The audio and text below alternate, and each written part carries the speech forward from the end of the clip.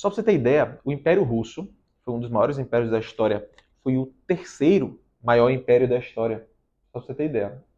O primeiro império, em termos de tamanho, em área territorial ocupada e colonizada, o Império Britânico foi o maior, o Império Mongol foi o segundo maior e o Império Russo foi o terceiro maior. Se a gente considerar só em impérios em área contígua, ou seja, em área conectada, porque o Império Britânico ele tinha uma área gigantesca, mas eram soltas, né, pelo mundo. Se a gente contar somente a área conectada, o Império Russo ele foi o segundo maior império da história humana. Da história humana.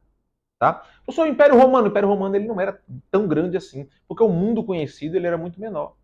Não havia tido ainda as grandes navegações e etc. Então, o Império Romano ele foi gigantesco na sua influência e no seu legado, na sua herança. Mas, em termos de tamanho territorial, ele está em 24º, bem atrás. Para você ver, mesmo não sendo sido maior em termos de tamanho, ele foi o maior em termos de cultural. Isso deixa ele ainda mais poderoso. Tá? O Império Russo foi gigantesco. Só para você ter ideia, cerca de 150 etnias diferentes estavam sob o domínio russo no seu auge. Cerca de 150. Mas você vai se impressionar em termos de variedade étnica no Império Português. Eu vou chegar já já. O Império Russo, ele foi de fato um império, porque ele dominou, ele se expandiu, ele tinha uma autoridade central forte e tinha um título de império de fato, assim como o Império Austríaco. O soberano daquele estado era o imperador, tá?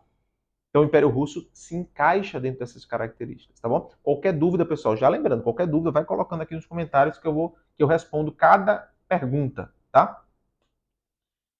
Império Romano, o maior e maior que eu digo em termos de importância, de legado, e mais importante império da história, sem dúvida alguma. Não há argumento que me mude a ideia de que o Império Romano foi o império mais importante da história. Não há argumento algum, tá? É a expansão territorial do Império Romano no seu auge. Então perceba, grandíssima parte da Europa, norte da África, Oriente Médio, outras regiões aqui da Ásia que não estão necessariamente no Oriente Médio. Nós temos aqui basicamente Oriente Médio, norte da África e grande parte da Europa, a maior parte da Europa, colonizada pelo Império Romano e que sofreram um processo de romanização. Só que nós temos um ponto interessante aqui. A fase imperial romana ela tem um período definido. O primeiro imperador foi Augusto e teve toda a sucessão de imperadores posteriormente. Porém, Roma já tinha características de império antes mesmo de se tornar oficialmente um império. Oficialmente tendo o imperador governando aquela região. Mesmo na fase do Principado de Roma, que é aquele início. A República Romana já era o império. A maior parte da expansão territorial de Roma foi na República Romana. Dominação, colonização, imposição de cultura, ou seja, expansão territorial.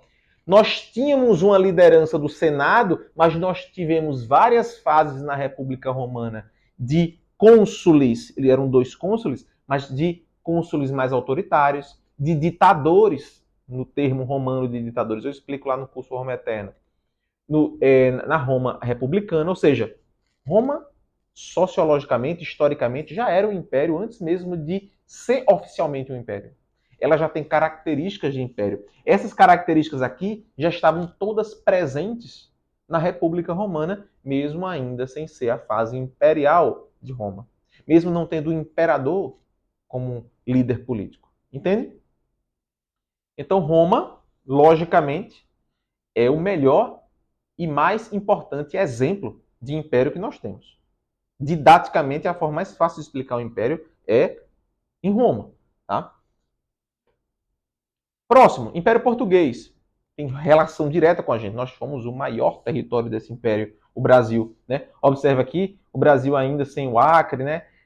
Ainda com a província Cisplatina, que é o atual Uruguai, ou seja, o Império Português foi esse território aqui. Ele, em termos de tamanho, ele foi o 7º maior império da história humana, em termos de tamanho, de área territorial conquistada. Muito maior que o Império Romano, inclusive, porque só o Brasil é gigantesco. Né? O Brasil em si é maior que o Império Romano inteiro, né? Porque o território da Europa é muito menor. Mas, se você for observar, em termos de diversidade étnica, e linguística, o Império Português foi muito maior que o Império Russo, por exemplo. O Império Russo foi bem maior, né? Em território. Mas em diversidade étnica e linguística, o Império Português foi maior. Não dá para precisar com perfeição. Mas, dentro do Império Português, sob o guarda-chuva do Império Português, sob a colonização portuguesa, nós tivemos mais de 1000 grupos étnicos diferentes sendo colonizados pelos portugueses. Olha isso, pessoal. Olha isso.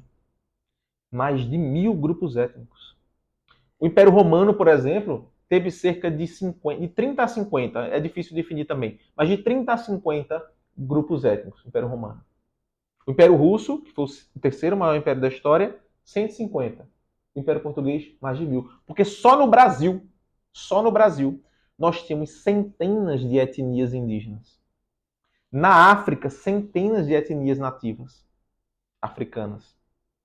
Então, a região colonizada pelos portugueses, se a gente for pegar a Ásia, né, os portugueses colonizaram pedaços da Índia, Timor-Leste aqui, que é um país até hoje fala português, ou seja, temos várias partes do mundo, mas principalmente América e África, nós tivemos uma diversidade muito grande, mesmo não estando entre os 5 maiores impérios da história. Mas aí entra um ponto interessante. O Império Português pode ser considerado um império?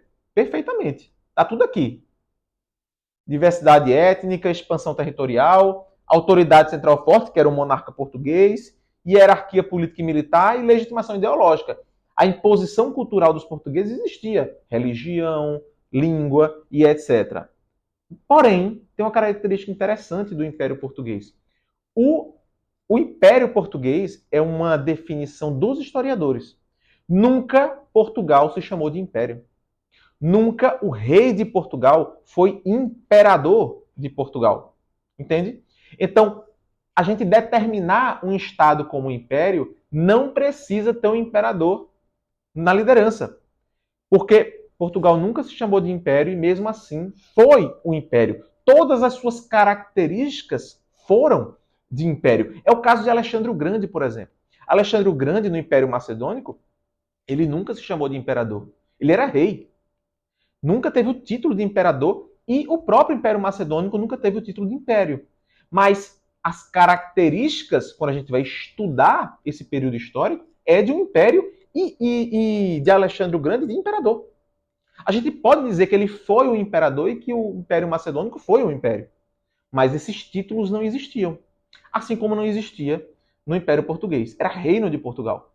Reino de Portugal. Nem na fase republicana de Portugal, que também existiam os territórios ao redor do mundo ainda, foi chamado de império. Portugal nunca foi um império, formalmente falando, mas possuía todas as características de um império quando a gente vai estudar historicamente. Um império, nesse caso, ultramarino e considerado aí o primeiro império ultramarino colonial da história. Então, nós temos, sim, toda a definição de império, mas não tínhamos um título de império. Importante você guardar isso.